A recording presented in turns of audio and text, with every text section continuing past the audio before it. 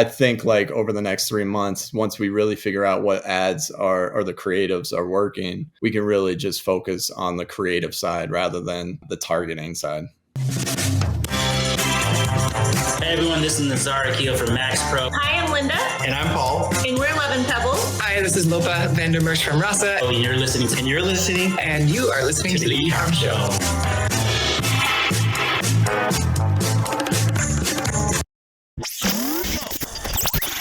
Welcome to the E-Comm Show, presented by BlueTuskr, the #1 place to hear the inside scoop from other e-commerce experts, where they share their secrets on how they scaled their business and are now living the dream.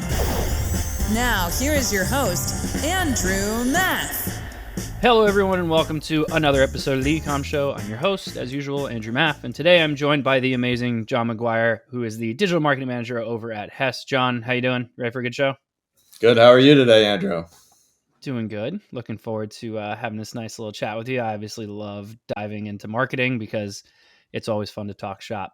I'd love to give you an opportunity here, let everyone know a little bit more about your background, a little bit more about Hest, and we'll kind of kick it off from there.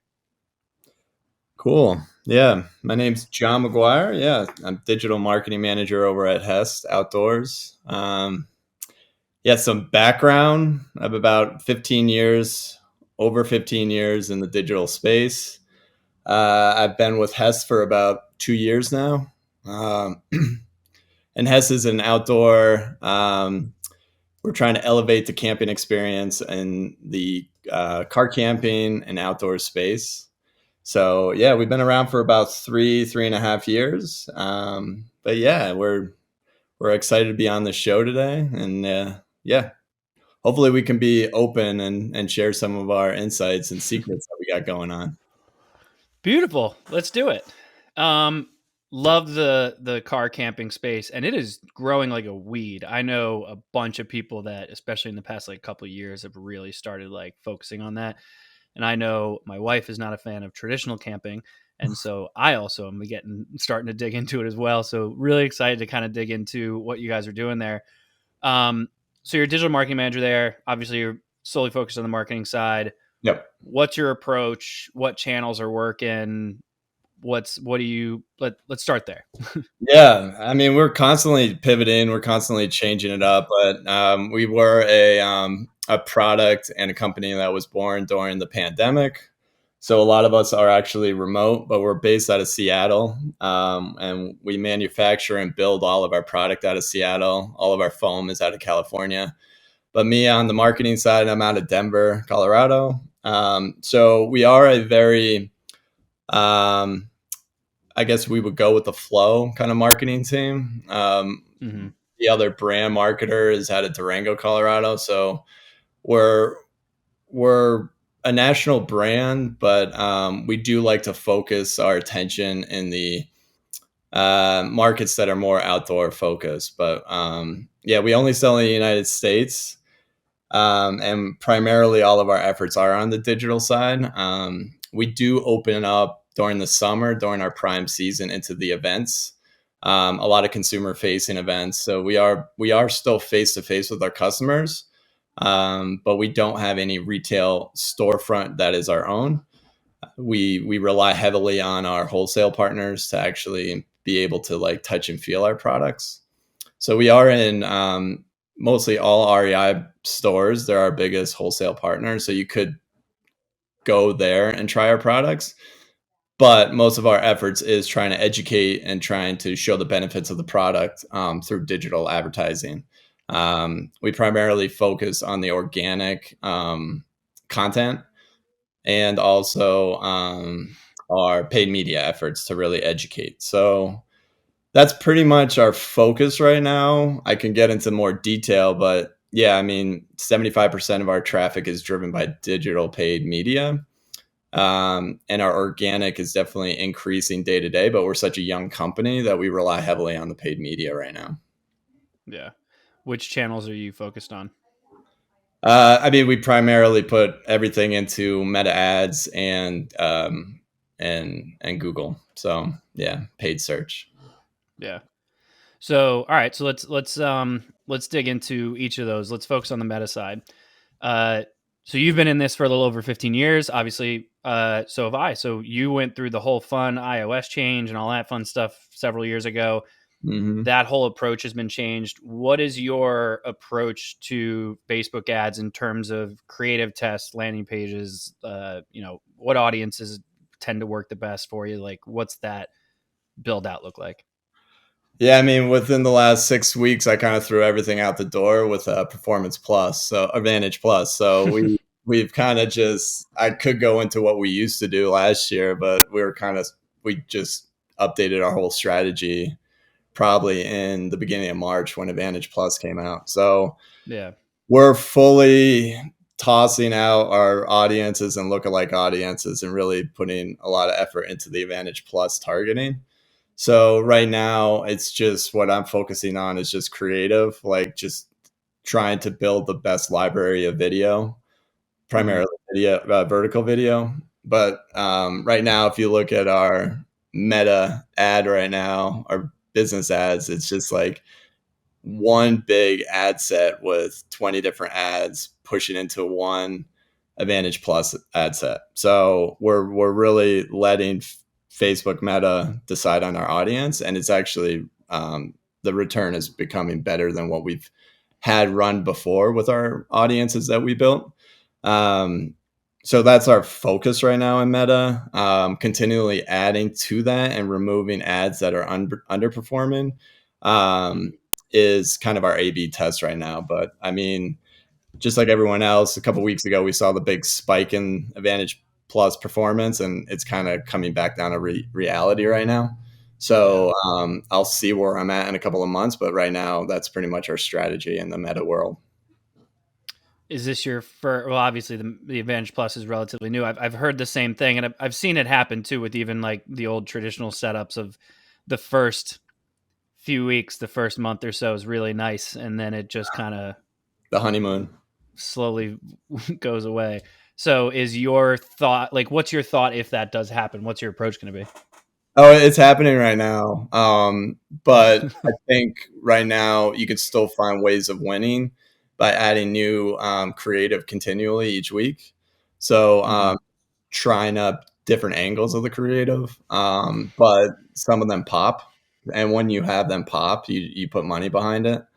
So yeah, I'm not saying it's completely like I'm still in the honeymoon phase. It's not as nice as it was probably 4 weeks ago, but we're still finding success. And it seems that the targeting is still better than any audiences that we've ever created in the past.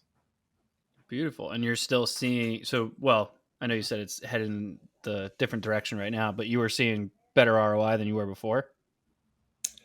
I would say like we're back to being pretty flat, but it's a little more scalable because you can just add so many ads into one ad set and let it kind of work its way out. So I think like over the next 3 months, once we really figure out what ads are or the creatives are working, we can really just focus on the creative side rather than the targeting side. Yeah. Nice.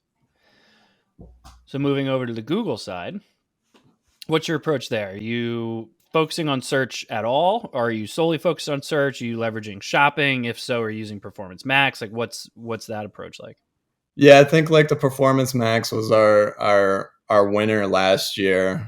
We still have Max running, but we're getting back down to non-branded. We're constantly trying to figure out new audiences to target and new areas to kind of go into. So we have a camp pillow, and we're finding that like a lot of Airbnb travelers and like airlines and flying and trains. So we're trying to open up different markets. So we start targeting non-branded words that way. But yeah, we're kind of going more traditional this year with just like a non-branded play. We still keep our branded words up, but yeah, we're just expanding on our non-branded this year and really trying to figure out new audiences to like open up. But yeah, we still have our Max running. I don't see the success as it had last year. But but I think it's still a good tool to be kind of running as well. Yeah. Now your peak season, I imagine though, you're just about starting to get into it now, right?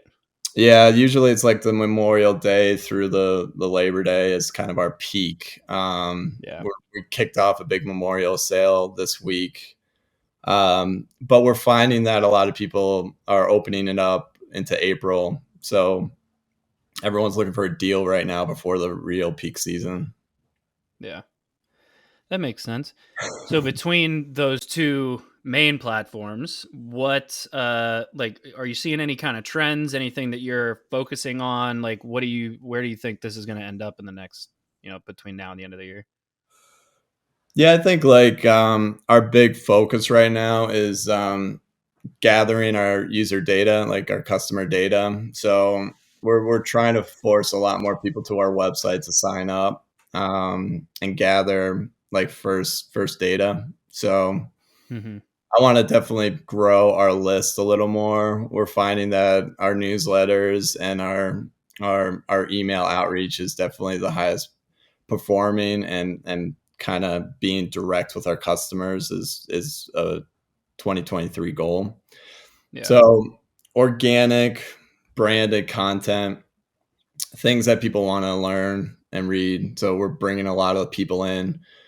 I mean, we have an easy space because we have an awesome product and an awesome field. So we're showing a lot of like build outs, a lot of like camper vans, truck build outs. So people want to see that stuff. They come to our website. And then like they could definitely sign up to get more of that content. So we're trying to build those lists continually, and our organic is just skyrocketing right now to kind of take a little pressure off the paid, which is good. Nice. And the other stuff we're focusing on, it seems like it's 10 years ago, but we're going back to YouTube, really focusing on YouTube. Shorts is helping us grow the channel. So shorts are great to kind of like get easy followers, but we're going back to long form video, horizontal video, with a lot of links in it to kind of let the viewer kind of see what's in the video and link out to branded partners, and also just bring in a lot more traffic through the YouTube channel. So we're really focusing on video on the YouTube side, Interesting. which is definitely fun. Yeah. Yeah, I bet. So who's shooting the content? Who's editing the content? If they're the same person, like what's that process like? Yeah. Once again, if you asked us last year, we were spending a lot of money on it. We had producers, we had definitely like videographers out there. But I mean, to be honest, over the last couple of months, we've been seeing other channels grow really well in the similar space, and they're not as brands that like, I mean, they're just blogs that are growing in the similar space. So they shoot it themselves, they edit themselves. So what we're actually doing now is using phones and just videoing ourselves, just quickly getting a quick video editing on CapCut and just throwing it up. And I'm seeing better numbers with that than any highly produced video that's overproduced that we've currently have on our channel that like we spent a lot of money on. And we're just starting out with this like lower quality, quick content, more like authentic, I guess you would call it, Yeah. avenue. And right now, early numbers are pretty much showing great numbers for the amount of effort we're putting into it. So I think we're definitely going to put more time behind that. So Yeah. It's interesting. I've seen YouTube really start to kind of the creative that's being used on there is really starting to reflect some of these other social channels. If obviously they started going into shorts, that one's very clear. But even the traditional long form stuff like that seems to do better when it's actually not professionally shot, unless it's like a music video or something like that. But like outside of that, it's very interesting to see that it's really starting to become that much more of an organic social platform. yeah, and like I just did one probably like 3 weeks ago, and it's just a literal like crib style walkthrough of an affiliate of ours truck, and it's great because he's an affiliate of ours. So like his channel drives traffic to our website and he gets a commission. But then we post it on our channel and we're giving him exposure and he's building his brand off of us posting about him. And it was me with my iPhone. It took 20 minutes, not even probably. And then to edit it, it's a long form. So it's very easy. It's just him talking. Yeah. But yeah, I mean, like effort wise and cost wise, it was probably the lowest. But getting 2,000 views on something like that compared to 100,000 views on a reel on Instagram is probably 10x our revenue, like return on like effort, because it's going to live there forever. And it's just driving organic back to our website. So I'm all in on that. And also that content, like everyone that's building a truck bed out wants to see it. So I think we can do it better and own that space. So like we're definitely putting a lot more effort into it. Yeah. I mean, it's a great idea of doing like a crib style version of walking through some of these different trucks and stuff that are built out. Like that's awesome. It's a great idea. Yeah. And are like, you sorry, go ahead. No, I was just going to say, and like you typically it's like the influencer or the content creator doing it. This is actually now coming from the brand. So you have your brand up front and it's also providing the content that the user and the viewer wanted to see, but it's sponsored by Hest. So at the end of the day, like our product's not up front, but like Hest is sponsoring the video more or less. So people can come in that way. Love it. I got to check one of those out because that sounds awesome, because I would love to do one of those. Before you mentioned you're driving people to the site, you're really focused on growing the list. What's your approach for growing the list? Like, you know, there's the traditional, like, hey, get, 10% off your first order or whatever like that. And then you have like different gated content pieces, whether it's white papers, ebooks, checklists, surveys, quizzes, like that kind of stuff. What's your approach? Which one of those is working best for you right now? Yeah, I think we're pretty traditional. I mean, it's still working. It's definitely the get $1 off promo when you sign up or whatever the amount is. It's our winner in that space. But we are seeing a lot of success. A lot of people are coming in through our blog on like top five ways to sleep at high altitude is our number one blog right now. So a lot of people are just interested in learning how to sleep in the high altitude. They don't want $25 off or whatever it is. They just want more content. I like that. So it's just switching up your pop-up or lead form, whatever you call it, for the content specific. So we have content specific pop-ups for whatever channel, whatever way you came in. And then like serving more of that content to the person that wants that content. So being very customized on content they want. So definitely the $1 off is our highest performer. But we're trying to be a little more curated by the way you came in and what you actually want to read. So, and then obviously get put into a flow depending on which one you came through. So, I mean, we're scrappy, we're a startup, we're learning, but that seems to be, I mean, it's nothing new, but that's just the way we're kind of handling it right now. Yeah. Beautiful. So obviously the big hot topic right now, AI. And for anyone and everyone who knows about it, at least, I mean, it could just be me because I'm biased, but it feels like e-commerce sellers, specifically the people in the marketing department of the e-commerce sellers, are the ones that are getting the most, like, are you using AI? How are you using it? What are you using? Who can we replace AI with? And it does everything so much better than everything. It's great. How are we using it? Like, are you using it at all? What's your theory on it? What's that whole approach? Yeah, daily. I think everyone should be using it. I think it's the wave of the way we should start mentally preparing ourselves for each day we work. I mean, my typical day, I mean, it changes, but like if I'm doing a YouTube post or a blog post or writing content for social posts, all the way to like paid ads, I think I start everything with ChatGPT. So it's not cheating. It's just you should be using it. And I mean, an example would just be like a YouTube video. Like, just you could literally type in like, what is the highest performing title for a YouTube video about Land Rover 2002 camper, and like it will figure out what the best title is that you should probably use to start your title with. Best hashtags in that space. It'll give you the list. So I start everything there. Even blog, using it to pull out the keywords that you're trying to target to actually put it into your paragraph.